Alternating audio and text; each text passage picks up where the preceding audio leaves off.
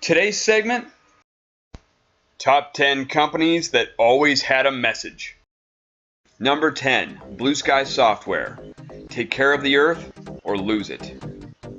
This one doesn't so much have to do with the company, but one man within the company who only got one game series off before the company went under. However, without that series, the great and powerful Sega would have went under long ago. Vectorman was a game created by Blue Sky from the late 90s that was the direct competition to Donkey Kong on the Super Nintendo.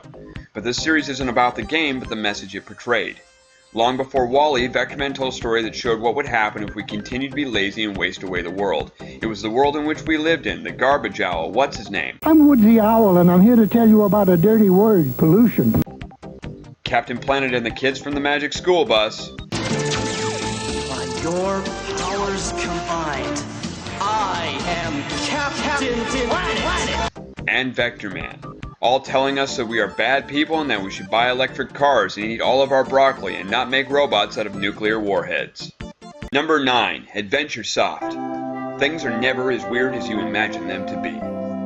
AdventureSoft was well known in the late 80s and early 90s for traditional adventure titles. I'm not talking about Lara Croft or Nathan Drake here, I'm talking about the traditional titles. Guybrush Threepwood, Hugo's House of Horrors, and AdventureSoft's own Simon the Sorcerer. Simon the Sorcerer was the most popular of AdventureSoft's games and a great example of the message they included in all of their titles. Simon took you on an adventure through the eyes of a belligerent, horny, angsty British teen who gets whisked away to the fairy tale universe, meeting witches, trolls, ogres, and even Gollum from Lord of the Rings. Simon, unlike all the other point-and-click adventures, was a little more risque and Hiya. Oh, yes. Playing as a kid, it made you feel like you were getting away with something. Like taking a penny from those take-a-penny jars. Completely legal, but still kind of felt like stealing. Number 8, Square Enix. Rebellion. Square Enix always tells the same story, literally and figuratively, every time. That story is, of course, the Final Fantasy series, which tells the story of a rebellion in as many different ways as humanly possible. But why? Every kid goes through a rebellious phase, and that is no different for the man that started the company, Masashi Miyamoto. In 1986, Miyamoto didn't want to join his dad's conglomerate and instead wanted to make women's clothing. Which probably explains Final Fantasy X2, but enough on that. In 1986, games were created by only one programmer. That's it. Miyamoto, just like he had rebelled against his father, also rebelled against the entire gaming industry as a whole. We can make better games more efficiently as a team. This led to every game that Square made not just being about taking on the system, but beating it. Kinda like that time you went up to your boss at work and said, "Fuck this place, I'm gonna go start my own business with blackjack and hookers. In fact, forget the business." Number 7, Mech. Learning can be fun. For those of you that don't know about the now defunct Mech Studios, it stood for the Minnesota Educational Computing Consortium. I know, right? Minnesota brought us something besides that weird accent. Back when they were known as the Midwestern Silicon Valley, they inspired a group of teachers to jump into the mainstream and fight fire with fire to stop all those kids from being addicted to the arcades. This led to the breakout hit of the Oregon Trail, which is still fondly remembered to this day and mentioned in almost every form of entertainment.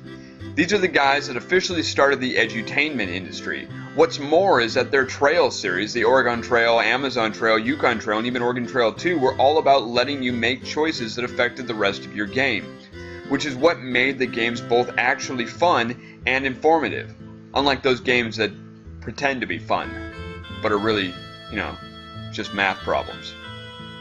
Number 6, BioWare and the Power of Choice. BioWare's story is a long one, so bear with me while I get a little bit of history out the gate. BioWare started out its life as another company named Black Isle, which was the RPG division of Interplay, whose works include Baldur's Gate and Icewind Dale. Once BioWare formed, they moved on to Neverwinter Nights, Jade Empire, and then eventually Mass Effect. BioWare was the first company to really bring into depth the choices you made as a gamer. Their aim from the very beginning was that they weren't retelling their stories, but helping you write your own. From character creation to the adventure to the ability to load your own stories and choices you made that affect every character in the world around you. They are personally responsible for reinvigorating the love of the D&D universe and loads of fan stories, spin-offs, and fan fiction for years to come. In fact, before their merger with that despicable company, EA, nearly every game in their library is considered an instant classic that are still played even decades after their initial release. Which brings me to my point. Why are these games so replayable? It's the power of choice. Your choices always allowed you the freedom to write your own story, your own game, and therefore the game was as fun as you personally wanted it to be. You were more personally invested because it was your choice that mattered. You always had a voice. Number 5. Maxis. Chaos Happens. This is a sad story. This is a story of a kid who just liked to build things. His name was Will Wright, and he was the creator of SimCity. There are 2 versions of Will Wright, the first being the grown version of this wide-eyed kid who just liked to build things, and the dark side that was corrupted by EA, who's now more like Scrooge McDuck that wants to swim in his pool full of money. Because this is a positive episode, I want to focus primarily on the latter and how Maxis, back before the days of EA, always had a message, and that message was, chaos happens. In every original Sims game, just like the real world, there was always a tornado or a fire or aliens that would invade for absolutely no reasons other than to shatter the illusion of control. These games were designed for the single purpose of one man's desire to build things. He loved construction, he loved computers, so he thought, why not mix the two together? And just like Reese's, something amazing was formed. This is why The Sims and SimCity 4 just don't match up to the originals. Because they, at their core level, are not about the love of creation. It's more like comparing Halloween to Scary Movie. One is just more of a parody of the original, and it will never ever outshine the original. Number 4. The Learning Company. Use your brain, and no one can stop you. So going back far enough, you find that the original Learning Company was created very similarly to Mech in that it was created by a group of teachers in the late 80s that just wanted to teach. They got taunted by the allure of money because teachers really don't make enough and deserve way more, and they put TLC up on the open market, and it kind of just spiraled down from there. Like, again, not the point.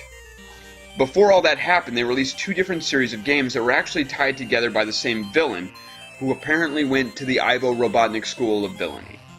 And they shared maybe a hero. I don't really know, considering the hero was always wearing different clothes that were overly bulky and covered his face.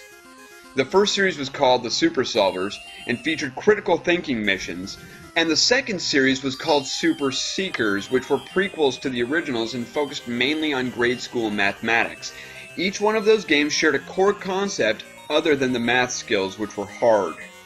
Like really, really hard. But each game at its core told its young gamers that if you calm down and think about what you're about to do, you can get out of this situation. Number 3. The original Ubisoft. Freedom.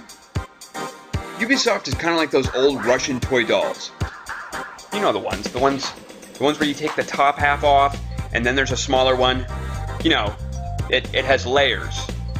Like an onion, or a cake, or lasagna. Or other things with layers, like Photoshop. Except people don't like those kind of layers, because they're complicated. Kind of like this analogy. My point is, to get to the root of Ubisoft and its games, you have to break it down from Ubisoft, which is a parent company for over 40 different game companies. Of those 40 is a French company called Ubisoft Montpellier.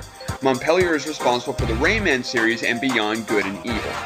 And in particular, the man responsible for those games is Michel Ancel. Michel, in all of the games he designs, carries the message of freedom, and is in fact overly critical of games that claim to offer freedom but have invisible boundaries. As if to say, why bother showing something in your game if you're not even allowed to go there or fight that creature? That is something the Rayman series proves to be excellent at, driving this message home at absolutely every level. From the tip of the iceberg, what's the purpose of the Rayman games? To save those oddly sexed up fairies and the little blue dudes from imprisonment. On the in-depth side, the ultimately terrifying villains always end up being yourself, in some way, shape, or form, a la Dark Rayman, having to free yourself from your own dark nightmares. And even on the game development side, you don't have to play the levels in any real particular order. You have the freedom to play the way you want to play. Number 2, Game Freak. You don't have to care what anyone else thinks. Game Freak was founded by a guy called Satoshi Tajiri who all through his young life, school, and early adulthood just liked games. He grew up at the start of the industry and adored it, as well as bug collecting, which probably explains these. This is a guy that literally had a dream and said, fuck everybody else, I know what I want to do, and I'm doing that. Which also explains why the Pokemon series hasn't moved outside its friggin' comfort zone in the last 2 decades. It's not because he doesn't know any better, it's not because he wants to prove a point. This guy is doing what he wants to do and truly doesn't care what anyone else thinks. But at the end of the day, these games, the show, the anime, the card game, the toys, they are all for him because he likes them. Which is why the Pokemon franchise is still beloved to this day. Every ounce of it is covered in the passion of a guy who built the game because he wanted to play it. What's more is that it doesn't stop there. Every game has its own unique storyline involving the same repetitive gameplay. And why shouldn't it have the same gameplay? Why should the physics, characters, or engine change? The games aren't about the newest and best technology, they're about the children going off to start their own unique adventure just as Tajiri wanted to do as a kid. Stopping evil bad guys with plans to overthrow the world or use these creatures for ill-gotten reason. And number 1, Nintendo. How to make new friends.